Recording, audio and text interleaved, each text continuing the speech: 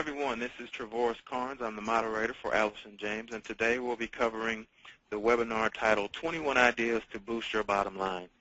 And we will go ahead and begin. Before we get started, I'd like to tell you a little about Allison James.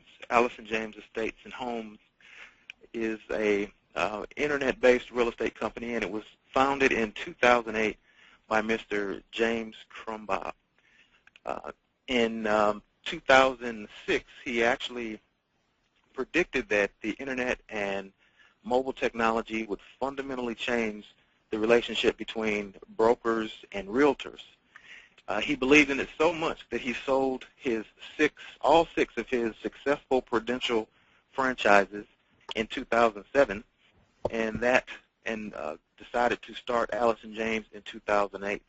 And his goal and his vision was to create a company that attracted the top 2% of realtors in the country. And today that's exactly what Allison James is doing. Here 5 years later, Allison James has more of the top 10 realtors in the country than any other office.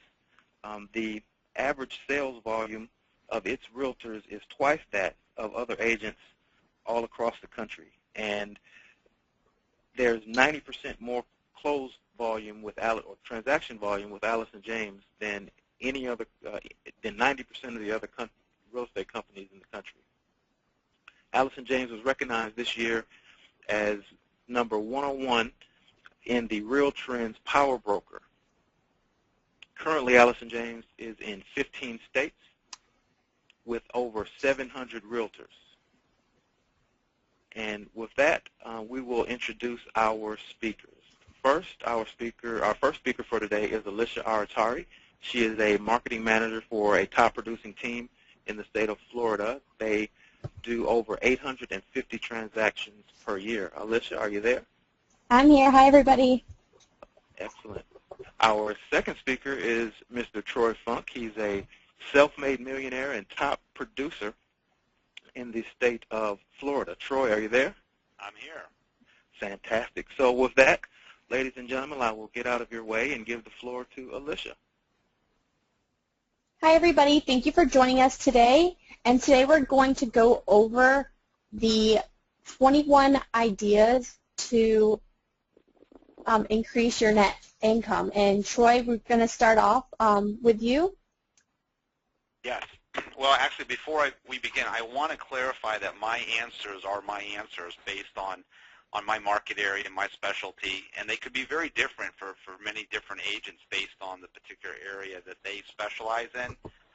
My specialization is distressed housing, as we have many REO accounts, and we also focus on marketing short sales. We are currently carrying about 100 listings. So my answers are based on my perception of my market and how we work. So with that, I'm ready to answer your questions, Alicia. All right. Well, the first bulletin is going to be number 1, and that's produce your own leads. And Troy, what do you do to produce your own leads? Well, that's really a good question. And producing your own leads should be a profit center. A lot of agents, when they start out, think from a different perspective. They will pay for leads. And ideally, you want to get your business to a point where this actually becomes a profitable system where you create so much business for yourself that you're able to outsource the business that you don't want and make this a profit center. So I think that's where it's different from maybe somebody going into business that starts paying for leads, which is might be a good way to start, but that's not the ultimate business strategy. The ultimate business strategy is you don't want to be a lead taker, you want to be a lead giver. And by being a lead giver, you can cherry pick the leads, handle the best ones, and you can actually turn this into a profitable aspect of your business by not putting your energy in trying to pay for leads, but put your energy in trying to create more leads than you can possibly handle to make income from that. And that's a great point, Troy. And now on the reverse of that, for point number 2, it's know when to fire a client. And Troy, when can you know when to actually fire a client? This is good, and it's funny because you have Donald Trump's picture there, and I would actually have Kenny Rogers' picture here. He wrote a song that says, you need to know when to hold them, when to fold them, when to walk away, and when to run. You know, that is such an important aspect of our business is we cannot take on every amount of, we can't take it all on. We just want the best business. And to do that, you're going to have to fire clients. You're going to have to fire those that are not, that are wasting your time, and focus on those that you need to help. So just having enough strength to just say, no, I don't want all the business, I just want the best business. You have to learn to fire people. Absolutely. And I would definitely have to agree with that, Troy. Point number 3 is going to be research before you spend money. And what are the ways that you actually research before spending money, Troy? Well, I take my time before I make any major purchases. I try to slow the process down. A lot of times when we buy things, it's emotional driven. And even in a business sense, we want the new printer, we want the new phone system, we want to put in a new ad, and it seems exciting at the time. I try to slow my own process down and wait before I spend any money, because money does represent time and energy. It's a balance of the two. And I look back at a book I read a long time ago from Lee Iacocca, how he turned Chrysler around. And the first thing he did was just focus on not so much that the company was losing money, but that the easiest way to make profit is to cut your expenses, is to focus on how you spend your money. That is the easiest way to turn an unprofitable business, or to make a profitable business even more profitable, is to watch your spending and cut your expenses, keep it so it's your business is running at an optimum level. Watch your spending. It's absolutely critical for success. And those are great points. And point number 4 is going to be get an assistant. And I know during my career as an agent, having an assistant has been key to me. Now, Troy, can you tell me how important this actually is to get an assistant? It's absolutely vital. I don't think there's anybody that would dispute this aspect. And just do the math. It's real simple. You cannot make $100,000 a year or more than $100,000 a year doing $15 to $20 an hour work. The math just does not work. So if you want to make a lot of money, you're going to have to get an assistant. It's just that simple. And then focus your time and energy on doing things that generate the business, bring business in, so you can outsource it and have it a profitable business. And getting an assistant is absolutely vital. And I have a real quick tip on that one that's helped me a lot, is it's absolutely important that when you hire somebody that they know how to follow directions. And everyone will tell you they know how to follow directions, but they need to prove it to yourself. And anytime we run an ad, we're trying to hire somebody, we will put in the advertisement, we'll describe the job, and then we'll normally say, if you're interested in the job, send us a resume, and in the subject line, state job posting number 9. Well, what's interesting, when the resumes come to us via email, more than half of the people get that step wrong. The subject line may say, I want this job, or I'm inquiring about the job entry. They do not follow directions in the own ad in trying to get the job.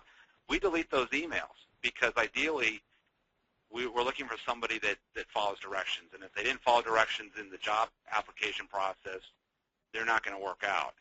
So that's one aspect of this. And also when you hire somebody, I always go for the smartest person I can get.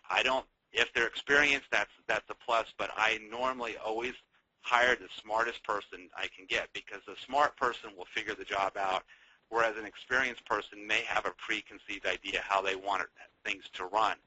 So my 2 advices on hiring an assistant: hire smart, make sure they know how to follow directions. Okay, great.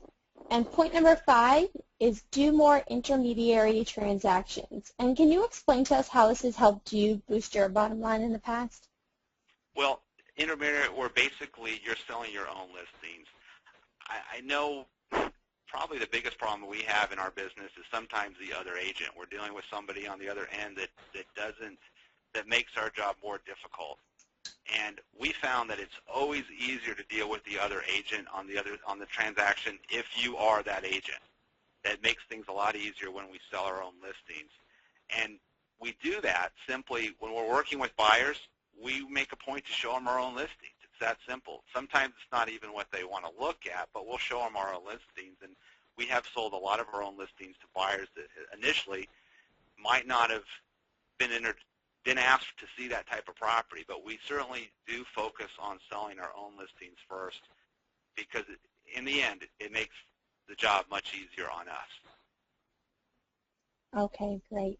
And point number 6 is going to be more listing presentations. And well, this is probably the hugest aspect of the business. Is when I first got in the business, there was a slogan that was coined that said, list to last, which basically said, if you want to last in the real estate business, you're going to have to list. You're going to have to list to last, or you're going to be out of the business.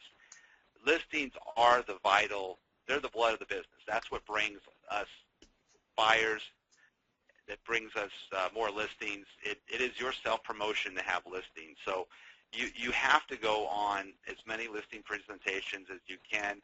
Put your time and energy on listing. All right, perfect. And point number 7 is counter every offer. And most of us agents already have this drilled in our head to always counter. But Troy, how do you do this, and how has it actually helped you close more business? You know, it's a good point, and it may not seem logical, but actually lenders adopt this. When a lender has a property that they want to sell that's a bank-owned, they always counter every offer that comes in. Even if it's a full price, cash, close tomorrow, they're still going to counter the offer. They're going to counter it, just spelling out the terms that they see it, and that's absolutely critical, especially if you're dealing with short sales. If you're representing a seller in a short sale, you have to counter an offer that comes in, just clarifying who's going to handle the closing, clarifying when the inspection is going to be done, and just laying the process out for success. I found in the past that when sellers immediately accepted an offer and they didn't change any aspects of it, it sets the stage for a lot of problems, because then the buyer feels that the seller was so motivated to accept that, let's see how much further we can pull them a little better. And it actually creates a adverse situation by not setting boundaries. So absolutely, we advise our sellers to always counter every offer, even if it's what they want, counter the offer. And I would definitely have to agree on that as well. And point number 8 is going to be go after the FSBOs, expires, and withdrawals. And I know most agents might find this as a waste of time or might not actually be sure how to go after these type of potential listings. But Troy, maybe you can tell us how you would go about trying to capture this potential lead. Yeah, this is a good point. You know, this is the $100 to $1,000 an hour work. When you're talking about if you have an assistant and you're paying $15 to $20 an hour, this is where you can spend your time making $100 to $1,000 an hour to make that machine work. Going after for sale by owners, expires, withdrawals, these are sellers that want to sell. They're telling you they want to sell. Even if you show up and don't talk real estate and just make yourself known to these sellers, that's a proactive approach. But if you're not in the game, you're not going to win. So ideally, this is good business. This is where you want to spend a lot of your time, if you're an agent, to build your machine. Go after people that you know want to sell. These people want to sell their property. They might not know they want an agent, but a lot of them eventually will list their property. So if you're proactive, you're in the game, and you're not going to win the game unless you're in the game. Good point. And then on bulletin number 9, don't waste your time with people that don't respect your time. And I think all of us as agents deal with this most, and we actually have the most struggle with potential clients in this. And maybe you can kind of share with us why we should be cautious about this. Well, I think we all want to be nice people. We want to respect other people, and we want to hear people. And as a result, sometimes we become therapists, and we have to put a limit to that, because in the big picture, we have families, we have our own needs that we have to support, and we have to honor the fact that if we can't help somebody, then that's just not a relationship we want to go into, because it's going to deplete us from doing other things. And just an example of that would be somebody that comes in the office and wants to just dump on you consistently. You have to end that relationship, or you have to let them know that you are running a business, and you hear what they have to say, but there's a time and a place for everything, and there's a point where you just have to set boundaries, and you have to have discernment when you're dealing with people that you can't help everybody. And if someone doesn't want your help, but they want you to, they're not, it's not in a business framework, then you have to set that boundary and go from there. Okay, perfect. And then on point number 10, get a coach. And Troy, have you ever had a coach in the past? And if you did, what were the differences of when you had a coach and when you didn't have a coach? Well, I've actually got many coaches right now, and that's where the internet has really made my life much easier, because actually you can get some of the best coaches online. You don't necessarily need a coach eye to eye. There are many types of coaches. And for an example, I subscribe to a webinar that is all tech-based, that talks about real estate and how to improve your business from a technical standpoint. That's a webinar that I attend once a week. And another coach that I have is a REO coach that talks about how to build your REO business. In addition, there are other resources out there, but not all. You can find coaches online, especially with our business. There are a lot of different choices, and there's a lot of good information on the internet. So take advantage of it, not just from needing to know somebody eye to eye, but just knowing that there are a lot of good resources that are available on the internet, and you can get coaches normally for just a small monthly subscription. Great point, Troy. And on bulletin number 11, watch your spending. And I know that this is easier said than done. I know we all have bills, we all have families and children, and I know this can be tough, but maybe, Troy, you can share with us what are strategies that you've used to watch your spending?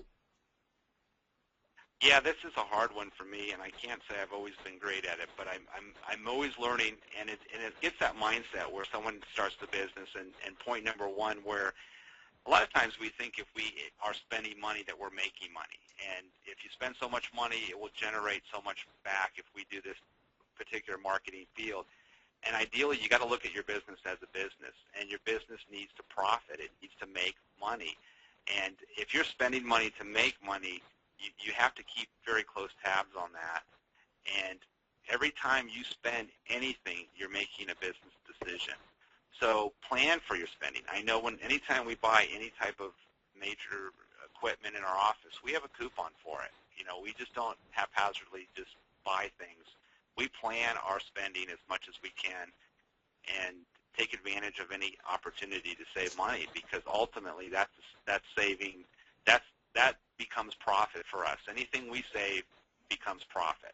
So watching your spending is certainly an important aspect of running a good business. Okay.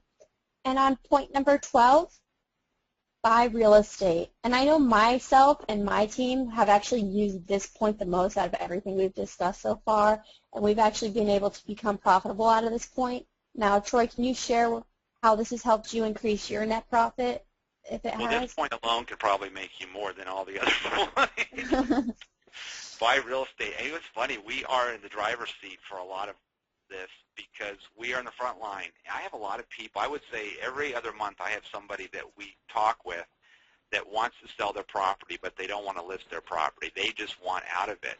And in those meetings, you can talk to the seller and say, look, this is what your property is worth. This is what the market will sell it for.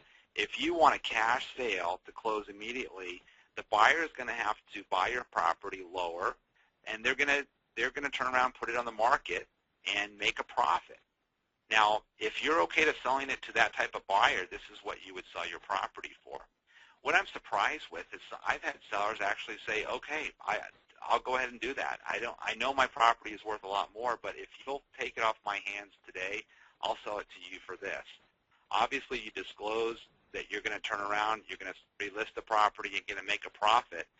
But one of the biggest paydays I had was somebody that actually contacted me about selling, and they wanted the property sold. They didn't want it listed. I told them I was going to make, if you can, I'll buy your property, and but I'm going to make a lot of money. They didn't care. That wasn't what they wanted. They wanted it closed next week. At that time, I had no money, so I basically found a hard money lender to give me the money and put it back in MLS, and I had a huge payday. That, buy real estate. Don't take yourself out of the spectrum that you can be the buyer of real estate. That's an opportunity we have in the real estate business, is we are talking to buyers and sellers, and if the buyer doesn't want to list their property with you, ask them if they want to sell it to you, and make them an offer. I would definitely agree on that. I know in our past experiences, it has really helped us too. Now on Bulletin 13, do your due diligence on short sales you want to sell. And I know we all know that short sales can be a nightmare sometimes, and most of us actually try to avoid them. But Troy, I actually know that you've had positive experiences from short sales. And can you maybe share with us, if you're doing a short sale, how important it is to do your due diligence? Absolutely critical. It's almost like dating. You know, when you go when you sell a short sale, you're going into a long-term relationship, or you might be, and you want to make sure that you want to enter into that relationship. So you need to do your homework up front. And I'm just going to be blunt with this point. There's only, in any market area, there is normally a few people that really know what they're doing on short sales, can get those through, and a lot of people that proclaim they know what they're doing. I would say do your homework. The listing agent is a critical aspect in the success of the short sale process. And if you're showing a short sale, see what the experience level is of the listing agent, because that has a lot to do with the success of the short sale. The listing agent is the one that the bank is asking for a lot of information, even though there may be an attorney involved. And if the listing agent isn't experienced with short sales, that's going to probably be a hindrance. The other thing that I also look at if I'm trying to sell a short sale is just see if the parties in place have done their homework. If you're showing a short sale and they have not ordered a title insurance at that point, they don't know what the liens are on that property, that's a big red flag, because that's something you need to know up front. You need to know what the liens are, and if it's being handled by an attorney or a title company and they're going to do that after the short sale approval, no, that doesn't work for me. I want to know that we know what all the problems are up front before you go to the bank, instead of discovering what they are after the bank gives you the approval and then have to go through the process all over again, which I see too many agents do. So gauge the experience level of the person that's handling the short sale if you're not that person. And if you're not comfortable with that, let your buyer know, look, this is the situation. The person that's handling the short sale, we can see they haven't had the experience. You know, this is going to be a calculated risk on this particular property. So it's just something to keep in mind before you should sell a short sale. All right. And on point number 14, write your contracts to close sooner. And I know this may seem like an odd point, but Troy, maybe you can explain to us how this has helped you close business in the past. Well, especially in the distressed housing market. Every day a home doesn't close, so many things can happen. We just had one happen yesterday where the property was going to close the following day, and something out of the ordinary happened. It did not close. So if the buyer and the seller are ready, make it happen. If you can encourage the buyer or seller to close sooner, because so many variables, unforeseen variables happen. The longer it takes to close, the less chances it will close. It's an obvious point, but if you have any control over that one, try to get your closings to close sooner. Okay, perfect. And on point number 15, invest in yourself. And Troy, please share with us why this is key to being a successful real estate agent. I think it's funny, a lot of us had heard these stories, you know, if you found a magic lantern and you had 3 wishes. And there's a story in the Bible where it talks about King Solomon, who was favored by God. And he could have anything that he wanted. And all he asked for, the thing that he wanted, was wisdom. And with wisdom, he got everything else. And I think it's just a real strong point that if you want to educate yourself as much as possible, because the smarter you are with your business, the smarter and the easier things are going to make for yourself. Constantly invest in yourself with education, with webinars and resources and coaches and people that are just smart. You know, focus your time on becoming smart, and life will become a lot easier. Okay. And on point number 16, generate more leads and you can increase your fee. And maybe you can share with us how you have done this and what your methods are on this. Well, obviously, the more business you handle, you get to a point where if you have so much business, you're turning business down, and you can also control the business you want. And that's certainly one way to handle it. I mean, everyone handles their business as their own way. But one example, I guess, of increasing your fees is we have minimum commissions. When somebody wants to list a property with us, I mean, there's a certain dollar amount that we have to make from every transaction.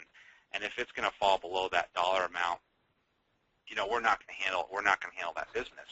Now, you can do that when you get to a point where you have a lot of business. You can turn business down, and you can set your standards on what you will and will not take, and where you are with that. So that's a nice place to be when you can control your own business and you can turn business down.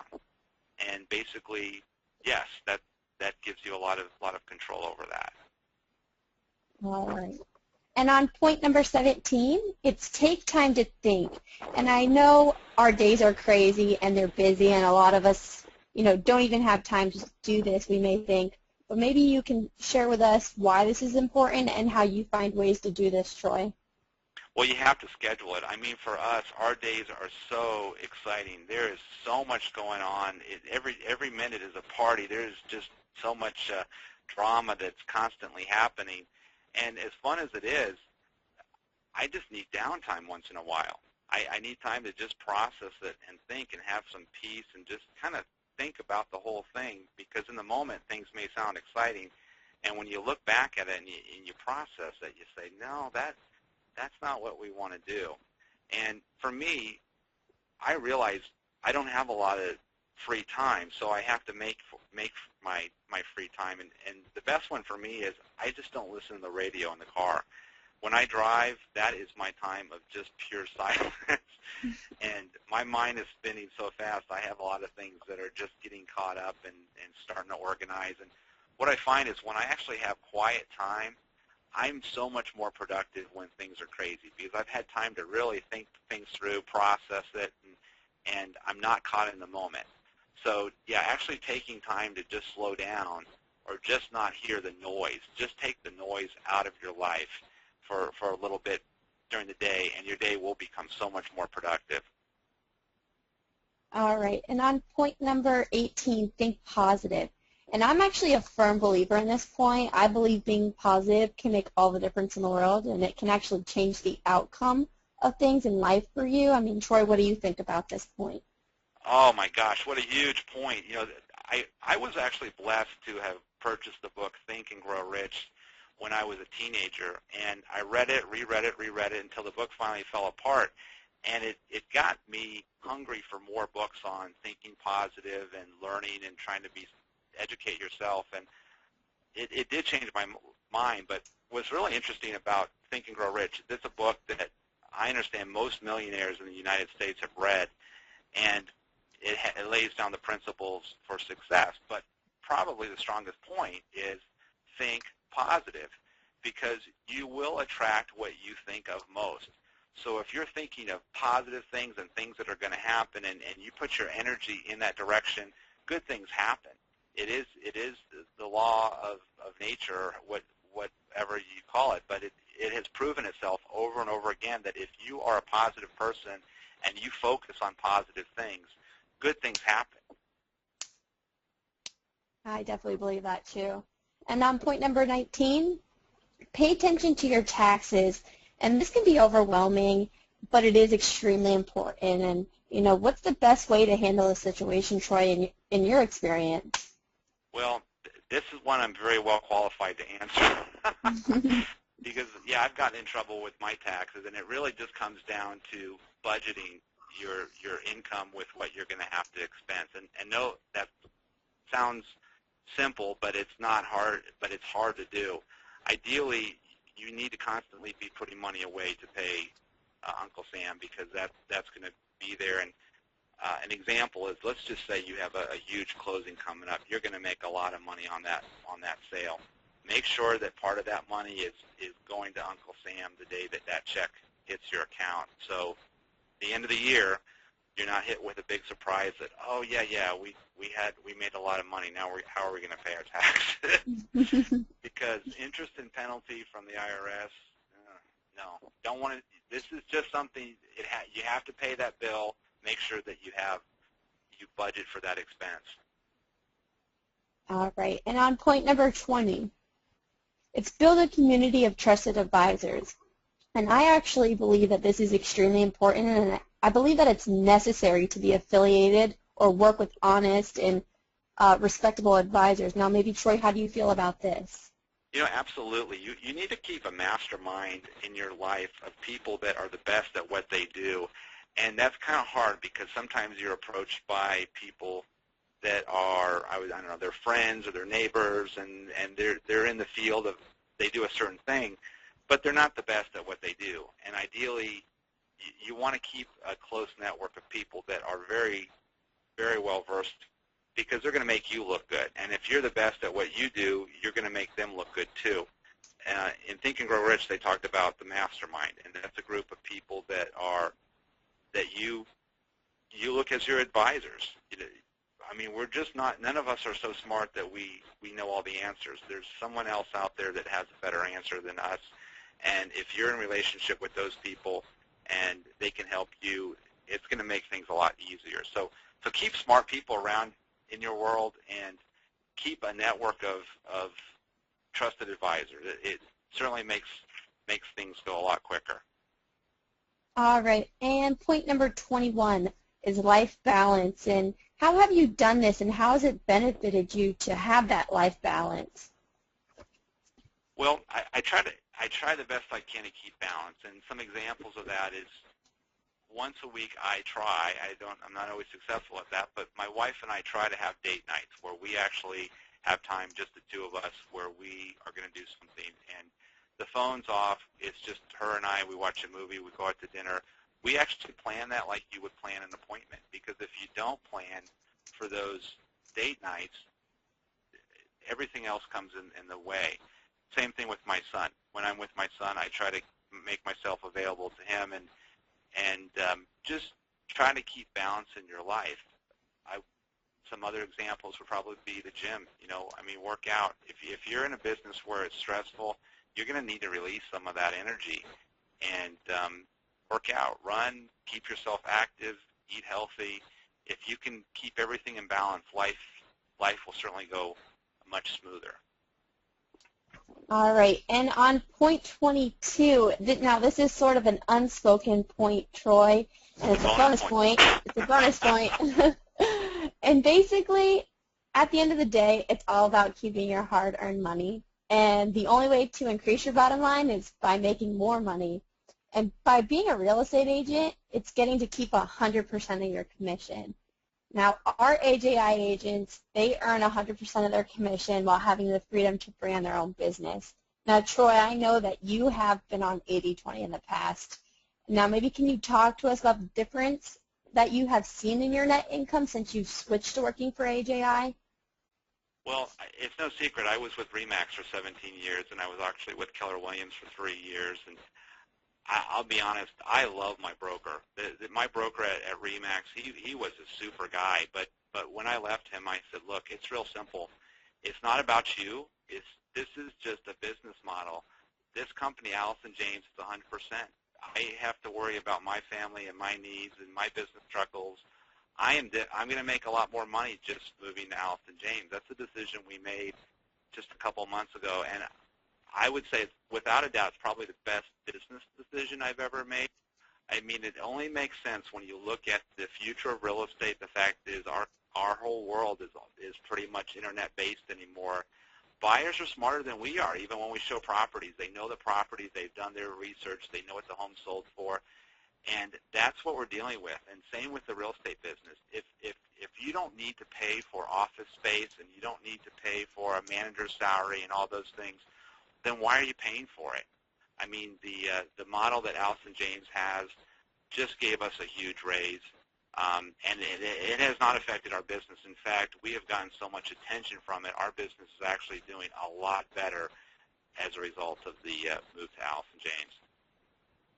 All right, and perfect. And, thank you so much, Troy, for speaking with us. And I hope, everybody kind of takes a little part of this and applies it to their daily real estate every day. Well, thank you. I appreciate the opportunity to speak. Oh, no problem. Now, I know, TC, I'll pass it over to you for questions. Okay. We will conduct the question and answer session now, and there are two ways to interact, actually three ways. You can click your control panel, and of course, if you're listening to us on the telephone, you will need to have an audio pin entered in. And if you're participating through your computer, you hear me through your speakers, and you'll need to have an active microphone if you're going to actually speak. But if you don't want to do that, then you can type in questions, and I see we've already have dozens of questions that have came in. Just click the question button and type in your question, or you can raise your hand to get my attention.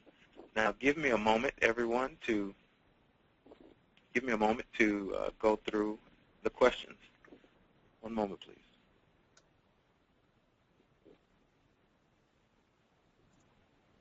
Okay. This question is from Bill Whitting, and his question is, do you invest in rental property? I did. I actually owned 18 houses at one point, and the problem with Southwest Florida is one day I was worth a couple million, the next day I was underwater when the market crashed. I think what I learned from that experience was make sure the numbers work, and don't, because when it didn't make sense what the numbers work when the market was just soaring, but when the market collapsed and the numbers no longer worked, I was in trouble with that process. So definitely buy rental, but certainly it's a numbers game. Make sure that the numbers work. That's my feedback. Okay. Question again from Bill Whitting. They're all in a row, so we have one more from him after this one. What items do you feel are included in due diligence? Items with due diligence. I guess I need the question clarified in what respect to due diligence. I think he's referencing the short sale point where it says do your due diligence before you take on a short sale. Yeah, I would say you need to spend your homework on a little bit. If let's just say you're going to show a short sale, and I would say, okay, well, who's the listing agent? And let me just see if that listing agent has ever sold a short sale before. If they've never sold a short sale before, then I would want to go in a little bit deeper, and I would say, okay, let me call them and see if they've done a title search on the property. Have they done a title search? No, so they don't know what the liens are. Is the HOA fee been paid? Well, we have no idea. These are all things that are going to show up. Well, how many liens are on the property? Who's the second lender? The second lender is going to require a 25% payout in order for the short sale to go through. Does the seller have any money? The seller has no money. Okay, so now that's going to be paid by the buyer. Does the buyer have any money? No, it's going to be an FHA purchase. Guess what? That's not going to close. So you're going to need to spend a little bit of time doing research before you even show a short sale property, because it might, right off the bat, it might not work. Last question from Bill. What sales volume triggers a need for an assistant? Well, it's crazy. You have on the front of the thing Troy Funk Millionaire, and it should say former millionaire. Because what happened is when the market collapsed, so did all my rentals, and we had to start over. And I said, gosh, I got to go back to work. And I went from literally selling no properties one year to the first year when I jumped back into business, I had 120 sales. And so for me, I hired the assistant pretty much day one. I knew that, look, I'm going to ramp up as fast as I can, and I'm going to do the $100 an hour work, and I'm going to delegate the $15 an hour work. So for me, it was right from the start. Okay. From Dave Smith, during number 10, Get a Coach, you mentioned that you watch a weekly tech webinar. What does that, I guess this question should be, what is that webinar? I think it's IMSB is what that's called, and that's out of California or Oregon. And I don't know if I want to endorse just one, because there's a lot of different resources out there and subscriptions where they talk about internet and marketing. And the other thing that I would probably look into that I didn't discuss is meetup.com. That's something that I would look into. If you go into meetup.com and type in internet marketing, chances are there's a club in your area that meets every week that talks about internet marketing. I would join that club. I think that's money well spent, because that's where the whole business is on the internet, and you're going to have to be savvy at some level on basic skills, and it's easier to plug into a mastermind like Internet Marketing Club, where you go once a week and discuss things that will promote your business. That would be probably the best coach that you could join that could potentially be could be free. This question comes from Kenneth Moon. Regarding item 1, leads should be a profit center. What have you found to be the best way to generate those leads? Well, if you have 100 listings, trust me, we have more buyer calls coming in the course of the day than we could possibly handle. So the buyer lead system becomes a profit center to us, because ideally we're cherry picking the best buyers, and everything else we have to outsource for a referral fee. So that's where that becomes a huge profit center.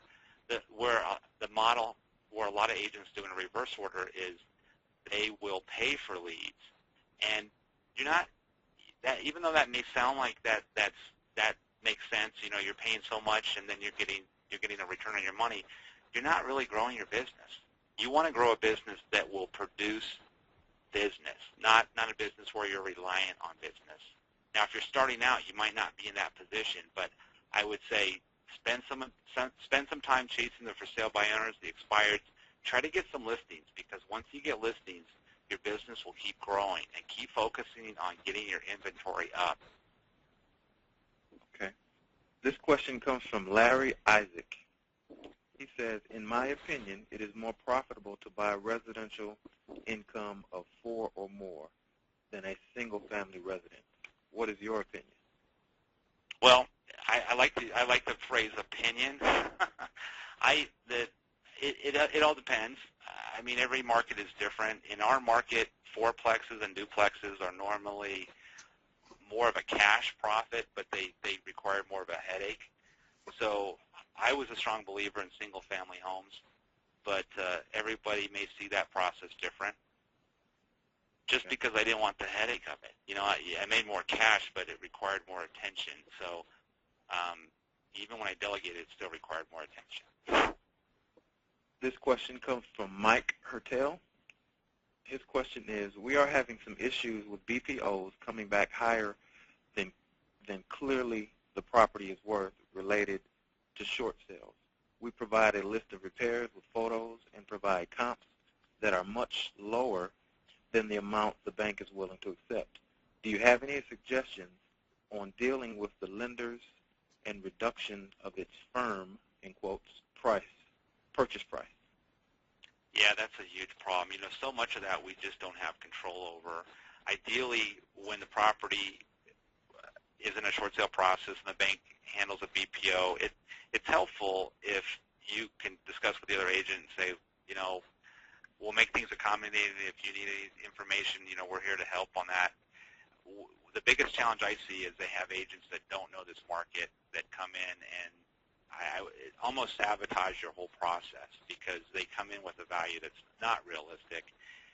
And yes, that will stop the short sale in its tracks. So we're having the same struggle, Mike. I don't know how to fix that one. Here's one from Sam Longwell. How do you tell an I'm sorry.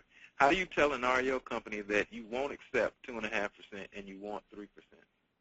Well, that's a good question, and here's an example of that. I had somebody in my office once, and this property was a rat hole. I mean, I think it was a crack house, and the agent was assigned this listing, and he said, under no way do I want this listing. Troy, I know you handle REOs. Will you accept it? And I said, I'll pay you a referral off the very first one, and that's it. I took that listing. You know, the second listing from that bank was a $2.9 million home, and we sold that property, so it was actually a $5 million sale, and that client is still my client today. We do a lot of business with them. So don't focus on the commission as much as you focus on the relationship. If you have to look at, is 2.5%, is that a relationship type business? If they give you one listing and that's all that ever comes of it, no, that's not a good strategy. But I would say don't discourage the relationship, because that might turn into be a huge profit center for you, even at 2.5%. Okay. There are several redundant questions, so I won't ask those again. I see two questions that have not been asked. I say that because I will be making the last call for questions here. We don't want to rush you, but we would like you to get those questions in so we can respect the time. Okay, this is from Bill Whitting again. He says, do you use virtual assistants? Not yet. Not yet. We have 2 part-time assistants, and we have a full-time that is, I guess, virtual. She works from out of her home, so she's not in the office. And that was a scary situation for me, because my lead assistant has been with me going on 6 years, and about 2 years ago she came in and she says, Troy, I'm going to have a baby, and I'll be out of work for a while. And I said, okay, that's fine. And after her son was born, she says, Troy, I really don't want to come back in the office. And it really bothered me initially, because she is so valuable to me. And I said, okay, we'll try this idea that you'll work out of your home and I'll work in the office, and we'll try that. And I think that was 2 years ago. So it works. I mean, it just only proved to me more so that you can run the real estate is an internet business. It's all about communication. You don't need to be with people eye to eye. But, yes, I don't know. I hope I answered that question. Sure. Well, and Alicia, I know that I was going to step in and say, my team, we use virtual assistant, and I have to tell you, it's just as great as having somebody in the office with you. And for people that it might be scary that you're not having somebody in there, you don't know what they're doing, there are programs out there. I know one is called Odesk. So you're actually able to monitor what these virtual assistants are doing on, up-to-minute base. You're able to see exactly what they're doing every hour, what they're working on. It's almost like a recorded screen. So for people that it makes them nervous, there are programs out there that can help monitor it. Virtual assistants, I use them all the time, and I think it's a great thing. Next question, and I'm going to butcher your name, and I do apologize. Taminia, have you ever used RDX for expireds and FISBOs? I have, and the thing is, I'm just trying to think how I can say this nicely. You know what? That absolutely will work 100%, but you have to work at it 100% too. That the idea is they do make the process easier for an agent, but you have to make the system work. You have to be the participant in that process. So a good system won't make you money unless you work at the system. So yes, that's certainly a vehicle that can work, but you have to drive it. Okay.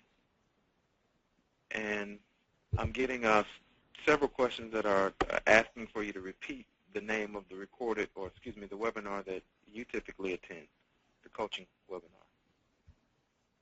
Yeah, let me Google search that. Let me next question, let me get you that one, because I just watch these, I log in and watch. I don't necessarily watch them at their time, and that's the whole thing about the internet. If there's a program for example, they have a weekly webinar. Well, I can't make the webinar, so in my own time, I watch it. So I just log online and watch these videos when I can. The other thing I also find helpful is YouTube. You know, it's really, really clever. Anything you want to know in life, it seems to be on YouTube. So if you type in real estate coaching on YouTube, you're going to find all kinds of free information. That would be one advice I have. But let me get that for you. Next question, I'll get you the name of the company. This is actually a follow-up about the RDX, and it's then I had a question come right behind it. The follow-up was, is the information in REDX accurate? And then the question that came right behind it was requesting that you explain what RDX is. Okay, RDX is basically a service that will give you easy access to expired withdrawals. That's my take on it. So it's a computer system that will say, okay, these are the following expired sellers, and these are the people that are on the do not call list. So it makes going after expires easy. But the challenge I found with that is most of the sellers are on the do not call list or they're not listed. So, and that's a true fact. Ideally, when I got in the business, I didn't look at that. I just focused on, if it's an expired listing, go meet the seller. If they're not listed in the phone book or they're on the do not call list, you can still show up at their door. Just be proactive with your approach, and you'll be successful. So with or without that system, you can make it work, but you have to work. Aaron Howe Jr. asked, do you know any good reload companies that get involved with? Relo. R-E-L-O. I'm assuming it was an acronym. Okay. Well, I guess from my perspective, I work a lot with banks and REO companies that sell foreclosures, and ideally that's all about relationship. Just like any business, you need to create if that's a field you want to go into, it's a matter of creating relationships with people at the banks. And sometimes opportunities don't look like opportunities, like the listing that the agent turned down that was a crack house, that he didn't want the listing because it was at a 2.5%. That was a gold mine. That was an opportunity for me. So it's all about building relationships. Okay, and he just sent in a clarifying statement. He's actually referencing relocation services. I would say you want to form relationships, absolutely, and ideally, as I said, different market areas are different. We don't have a problem with buyers in our area because of being in Florida here, so we don't actually look for that type of business. But okay. Not saying that that's not the right thing to do for a different market area. Kathy Miller asked, how do you get into these banks to get their listings? You got to create relationships. Basically, it's all about a relationship business, and opportunities like the one I said where somebody will turn down a listing. Look at establishing relationships. It's all about making friends. And my asset managers, they're my friends. I mean, I have lunch with them. I have dinner with them. I know their family. I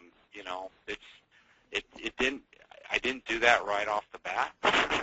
It takes some time to do that, but it is all about relationships.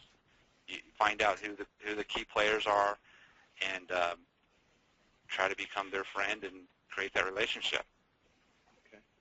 And we are right here at the end of our time. I will quickly answer a few of the repeating questions. Yes, this webinar has been recorded, and it will be emailed to everyone who attended today in the next 2 days. I will be giving contact information for Allison James and Alicia, and a website here in a moment for questions regarding programs and private conversations with members from Allison James. So with that, for the good of the order, before I transition to the close, Troy, I'd like to give you an opportunity to have a last word with the audience. Yes. Okay. Just I'm not trying to plug a company, but the service that I belong to is called Internet Marketing Specialist Designation, IMSD.net. That they have weekly webinars on all aspects of the business. I think it's $49 a month, and I'm a member of it. To me, it's all good information. You can go in there and you can learn a lot about SEO and different aspects of the business. So that's one of my coaches, one of many. So that's my final word. Thank you for letting me speak today. And Alicia?